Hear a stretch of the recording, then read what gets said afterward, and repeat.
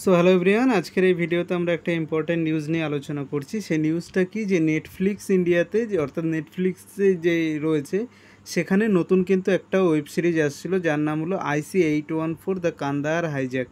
তো এই যেই ওয়েব সিরিজটা আসছিল, সেই ওয়েব সিরিজটা নিয়ে একটা বর্তমানে কন্ট্রোভার্সি চলছে। কারণ কি, অনেকেই দাবি করছে যে এই ওয়েব সিরিজটাকে কী করতে, এই ওয়েব সিরিজটাকে ব্যান করে দিতে। এবার প্রশ্ন আসছে কী কারণে ওয়েব সিরিজটাকে ব্যান করতে চাইছে, আর কেনই বা এই ওয়েব সিরিজটা নিয়ে কন্ট্রোভার্সি চলছে, ওয়েব সিরিজটার অ্যাকচুয়াল কাহিনী কী, সমস্ত কিছু আজকের ভিডিওতে আমরা আলোচনা করব। তো নমস্কার, আমি Shubho, welcome to our channel general affairs.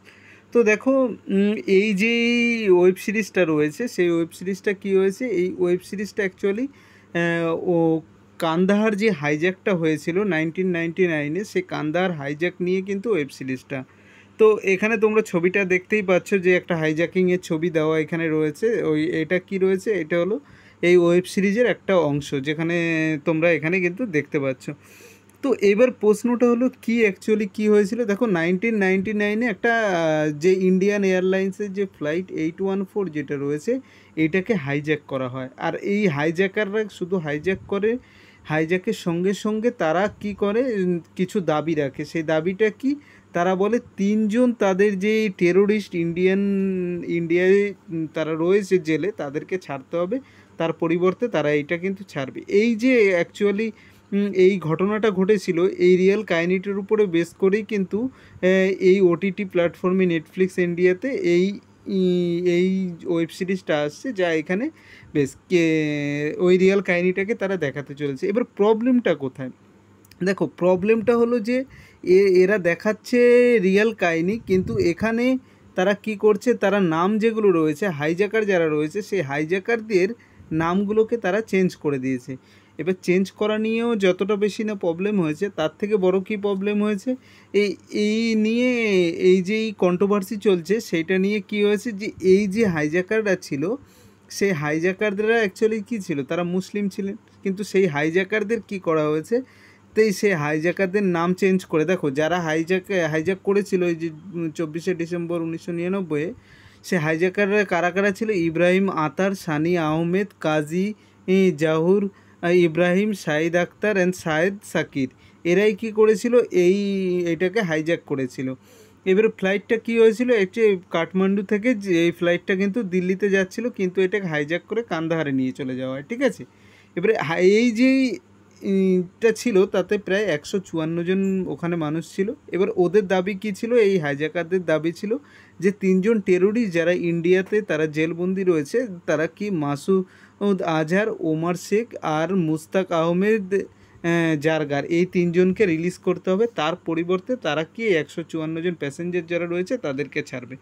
এবার প্রশ্ন হচ্ছে যে এইটার উপরে তো কাহিনি তো করা হচ্ছে, কিন্তু প্রবলেম কী হচ্ছে, তো আমরা দেখো টেররিস্টদের তিনজনের নামই, টেররিস্ট যে কজন ছিল প্রত্যেকের নামই তোমাদেরকে এখানে অ্যানাউন্স করেছি, এবং প্রত্যেকেই ছিলেন কি, প্রত্যেকেই ছিলেন মুসলিম। কিন্তু এই যে ওয়েব সিরিজটা রয়েছে, সেই ওয়েব সিরিজটাই কী করা হয়েছে, ওয়েব সিরিজের নাম চেঞ্জ করে দিয়ে তাদেরকে কি করা হয়েছে, তাদেরকে নাম কি রাখা হয়েছে, তাদের নাম রাখা হয়েছে শঙ্কর ভোলা। আর এইসব নিয়ে কি হচ্ছে, যে তারা রিয়েল নাম না ইউজ করে, আর বিশেষ করে হিন্দু নাম যেহেতু ইউজ করেছে, এই নিয়ে কি একটা হিন্দু যারা সংগঠন রয়েছে, বিশেষ করে যারা হিন্দু রয়েছে, তাদের মধ্যে একটা রয়েছে যে এটা একটা প্রোপাগান্ডা চালাচ্ছে, যে তাদের দাবি রয়েছে যে এটা একটা প্রোপাগান্ডা, আর এই প্রোপাগান্ডা করে তারা এই হিন্দুদেরকে তারা টেররিস্ট দেখাতে চাইছে, এবং আসল নাম তারা ইউজ করছে না। এবার প্রশ্ন হলো যে যখন ইউজ করছে না, তারা কি এই নিয়ে কিন্তু টুইটারে তোমরা দেখবে boycott Netflix, boycott Bollywood, hashtag IC-814, এইসব নিয়ে কিন্তু টুইটারে একটা ট্রেন্ড চলছে। এবার